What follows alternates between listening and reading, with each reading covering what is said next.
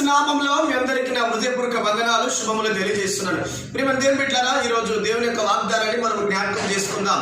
యోబు గ్రంథం 28వ అధ్యాయం 3వ వచనం నేను చదువుతున్నాను, దయచేసి వినండి. మనుషులు చీకటికి అంతము కలుగజేయుదురు, గాఢాంధకారంలోను మరణాంధకారంలోను ఉండు రత్నములను వెతుకుచు వారు భూమి అంతముల వరకు సంతరింతురు. ఆమేన్, హల్లెలూయా. సహోదరి సహోదరుడా, ఈ 2024 ఒక గొప్ప శుభవార్త. మరొకసారి దేవునితో మాట్లాడుతున్న మాట ఏంటంటే, ఈ కొత్త సంవత్సరము పాత జీవితానికి గుడ్ బై చెప్పే సంవత్సరము. ఆమేన్. చీకటికి అంతం పలికే దినం ప్రియమైన దేవుని సంవత్సరం బిడ్డలారా, హల్లెలూయా. గత 2023లో ఏ చేదైన జీవితం, ఏ చీకటి జీవితం, ఏ మారా జీవితం నువ్వు అనుభవించినావో, కానీ ఈ 2024లో చీకటికి నువ్వు అంతం పలకబోతున్నావు. ఆమేన్.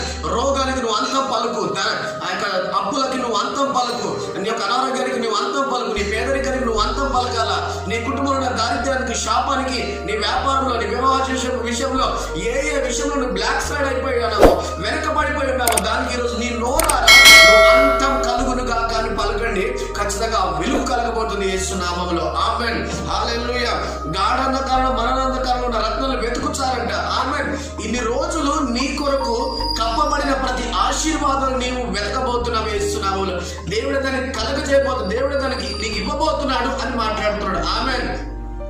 ఈ పరిశుద్ధాత్మ వాక్కును మీరు జ్ఞాపకం చేసుకుని ప్రియమైన దేవుని బిడ్డలారా, మనుషుడు కాదు కానీ దేవుడే నీతో మాట్లాడుతున్నాడు. ఆమేన్. నువ్వు నోరు తెరిచి పలకాల ప్రియమైన దేవుని బిడ్డలారా. ఆదిలో కూడా దేవుడు పలికితేనే సృష్టి కలిగింది. ఆమేన్. దేవుడు కూడా మౌనం ఉండలేదు, పలికితేనే కార్యం జరిగింది. ఆమేన్.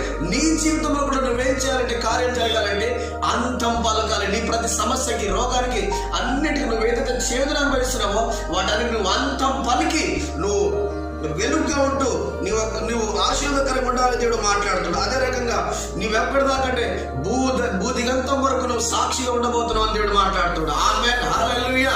దేవుడిని విస్తరింపజేసి తన వాక్కులో నిన్ను స్థిరపరచునుగాక.